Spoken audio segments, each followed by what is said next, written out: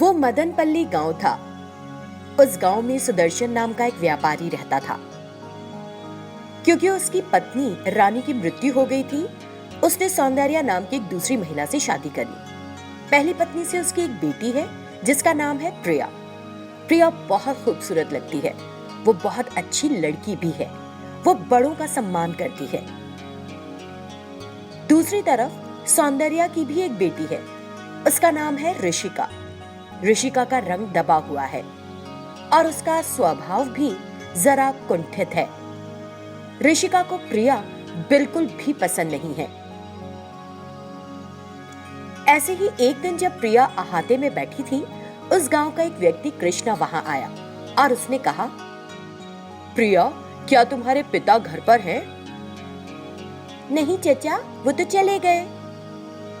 ठीक है, जब भी वो आए तो उनसे कहना कि मैं आया था। चचा, आपने ऐसा क्यों कहा? क्योंकि तुम्हारी चाची की तबीयत ठीक नहीं है और मेरे पास डॉक्टर को दिखाने के लिए अभी पैसा नहीं। उनसे पैसे मांगने आया था। ओ अच्छा, ठीक है चचा, क्या हुआ अगर पापा नहीं? मम्मी तो है, आप उनसे पूछ लीजिए। माँ भी बहुत अच्छी हैं। अगर किसी को जरूरत हो तो वो जरूर मदद करती हैं। आप जाकर उनसे बात कीजिए ना। उसकी बात सुनकर कृष्णा अंदर जाता है और पैसे मांगता है।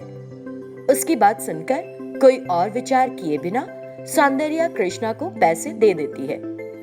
ऋषिका जो वहां खड़ी सब कुछ देख रही थी, उसने मन ही मन सोचा, हर कोई सोचता है कि प्रिया बहुत अच्छी है।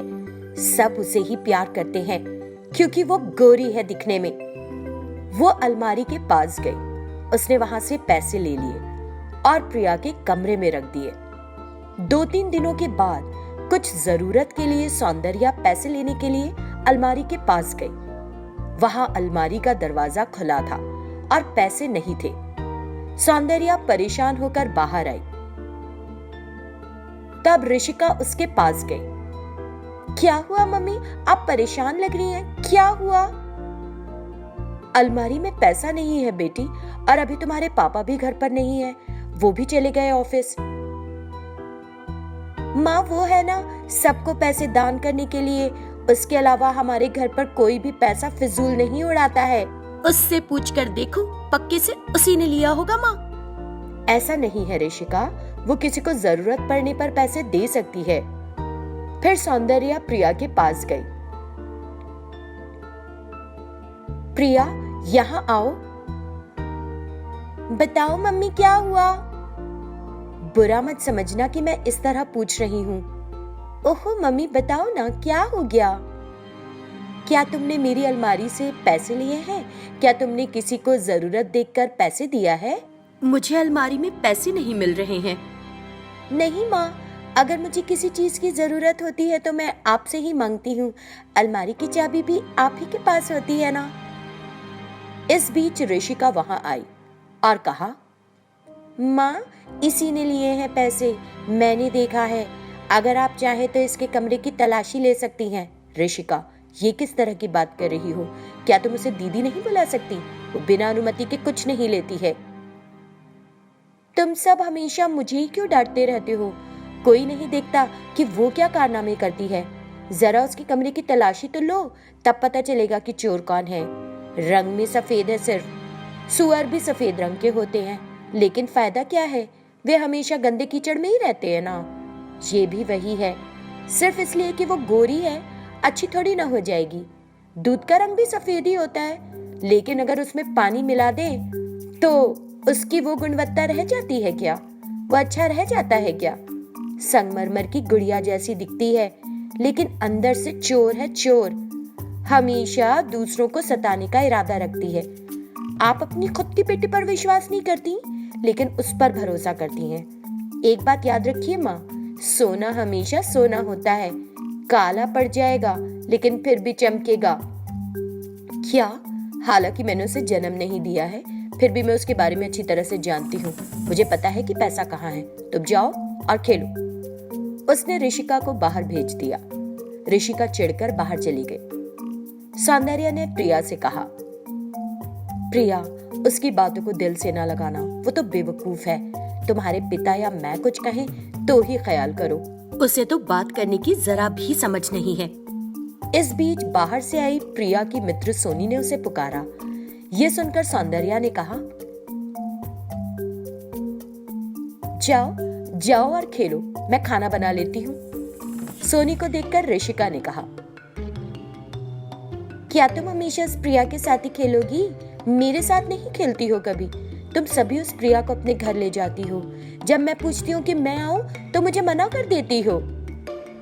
क्योंकि वो एक अच्छी लड़की है। तुमने हमें कई बार मारा है और अपने मम्मी पापा से शिकायत की है कि हमने तुमको पीटा, और तुम्हारे मम्मी पापा ने हमें डांट लगाई। लेकिन अगर कभी हम प्रिया को कुछ कह भी देते हैं ना, तब भी वो हमें कुछ बुरा नहीं कहती और न कभी हमारी शिकायत लगाती है। वो बहुत अच्छी है, तुम्हारी तरह नहीं, काली कहीं की। उन शब्दों को सुनकर ऋषिका को प्रिया पर और गुस्सा आ गया।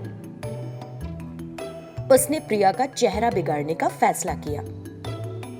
फिर एक दिन जब प्रिया नहाने के लिए गई, ऋषिका ने प्रिया के तौलिए पर काले रंग का तेल छिड़क दिया।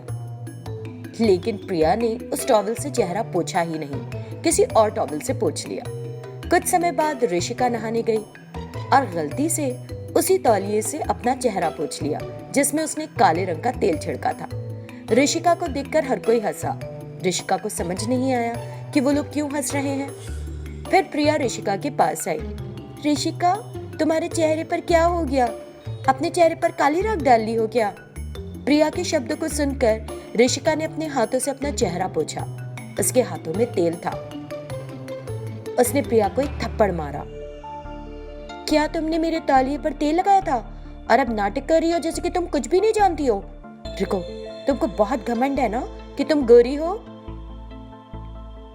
अभी करती हूँ दूर तुम्हारा घमंड। ऋषिका त्वचा को जलन देने वाली पत्तियां ले आई और प्रिया के चेहरे पर रगड़ दी। तुरंत प्रिया का चेहरा जलने लगा। वो नाखूनों से खरोच लेती है। उसका चेहरा लाल हो जाता है और सूज जाता है। लेकिन क्योंकि प्रिया ने बचपन में अपनी माँ से आयुर्वेदिक दवाई बनाना सीखी थी, प्रिया ने अपने चेहरे के लिए खुद से दवाई तैयार की। 2-3 दिनों के भीतर उसका चेहरा पहले से ज्यादा खूबसूरत हो गया, जिसे देखकर ऋषिका प्रिया पर बुरी तरह से भड़क गई। उसने किसी तरह फिर उसका चेहरा बिगाड़ने का फैसला किया। एक दिन उसने उबला हुआ काढ़ा लिया और प्रिया के चेहरे पर फेंकना चाहा, लेकिन प्रिया अचानक दीवार के पीछे गई। बदले में दीवार पर फेंका गया काढ़ा ऋषिका के चेहरे पर छिटक गया। ऋषिका का चेहरा जल गया और घाव हो गए। क्योंकि वो उस जलन को सहन नहीं कर पा रही थी, ऋषिका ने मरने की सोची।